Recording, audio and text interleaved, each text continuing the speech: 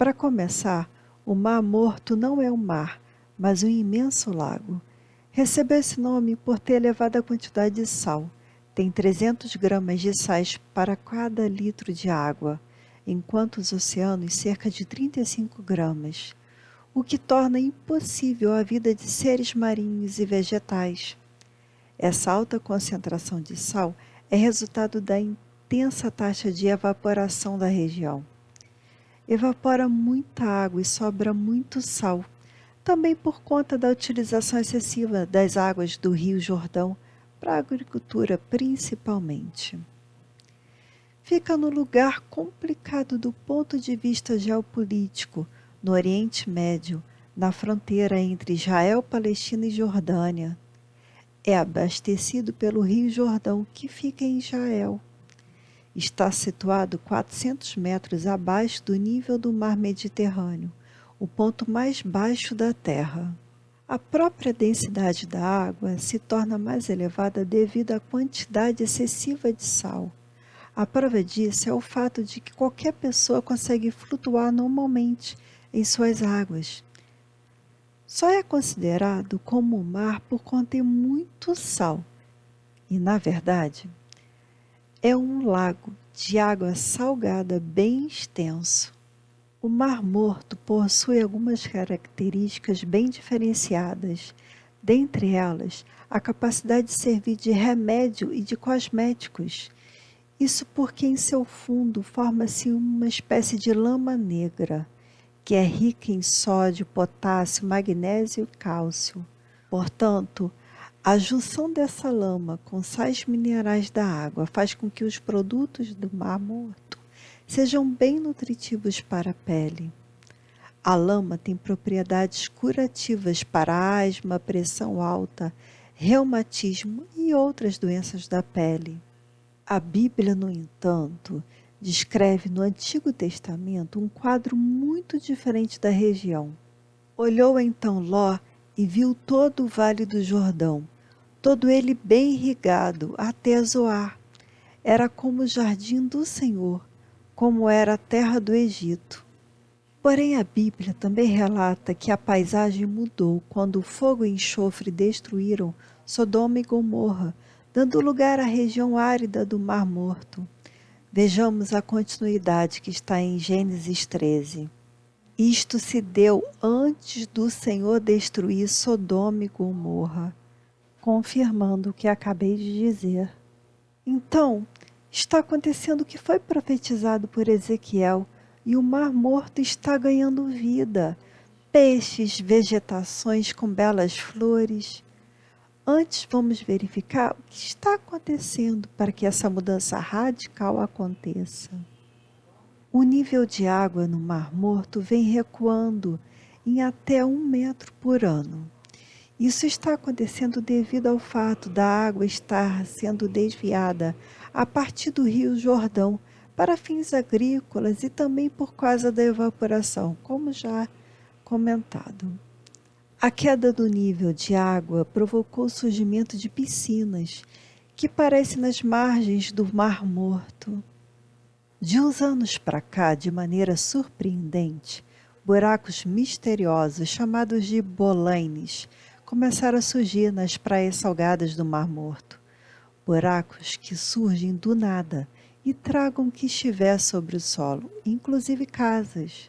E de dentro deles, surpreendentemente, águas doces passaram a transbordar.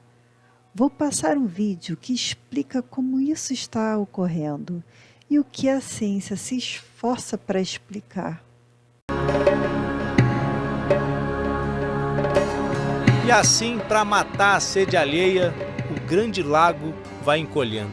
Recebendo menos da metade do que precisa para sobreviver, o Mar Morto tem baixado 1,10 m por ano. O lugar onde esses judeus ortodoxos param para rezar, à beira da estrada, é um bom exemplo. Ficava coberto de água. Em meio século, o nível do Mar Morto baixou quase 50 metros. De uma hora para outra, a consequência desse esvaziamento do Mar Morto foi surpreendente. Começaram a surgir, por todos os lados, buracos gigantescos como esse aqui.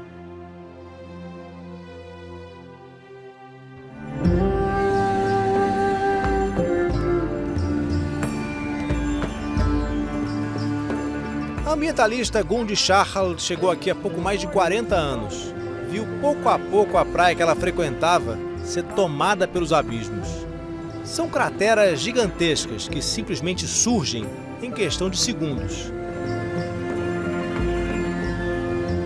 As soon as the seawater level dropped below the Quando o nível do Mar Morto baixa, a água que vem das montanhas avança pelo subsolo e dissolve tudo o que encontra pela frente.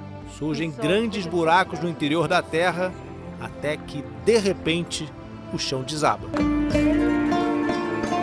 Surgem esses buracos enormes, às vezes com mais de 20 metros de profundidade. Como já disse, atualmente a ciência busca explicar o que foi profetizado por Ezequiel há cerca de 2.614 anos. Vamos verificar o que consta em Ezequiel 47?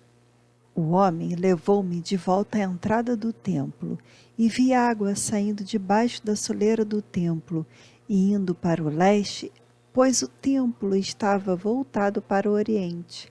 A água descia debaixo do lado sul do templo, ao sul do altar. Ele então me levou para fora, pela porta norte, e conduziu-me pelo lado de fora até a porta extrema, que dá para o leste, e a água fluía do lado sul. O homem foi para o lado leste com uma linha de medir na mão, e enquanto ia, mediu 500 metros e levou-me pela água, que batia no tornozelo.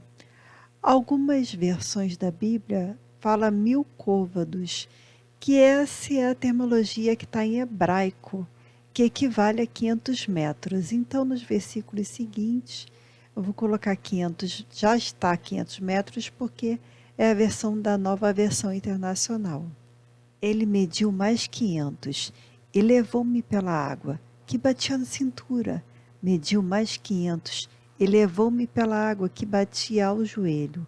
Mediu mais 500, mas agora era um rio e que eu não conseguia atravessar, porque a água havia aumentado e era tão funda que só se podia atravessar a nado. Era um rio que não se podia atravessar andando. Ele me perguntou: filho do homem, você vê isto?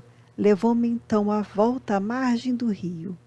Quando ali cheguei, vi muitas árvores em cada lado do rio. Ele me disse: esta água flui na direção da região situada a leste e desce até Arabá, onde entra no mar. Quando deságua no mar, a água ali será saneada. Ali está falando até o Vale do Jordão, isto é, Mar Morto.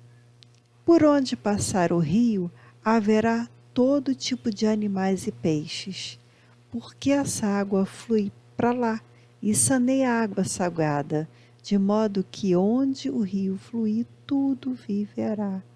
Exatamente o que está acontecendo, porque está saneando sim a água salgada. Exatamente o que vimos no vídeo. Pescadores estarão ao longo do litoral, desde En-Edi até Englaim. Haverá locais próximos para estender as redes. Os peixes serão de muitos tipos, como os peixes do mar grande. Mas os charcos e os pântanos não ficarão saneados, serão deixados para o sal.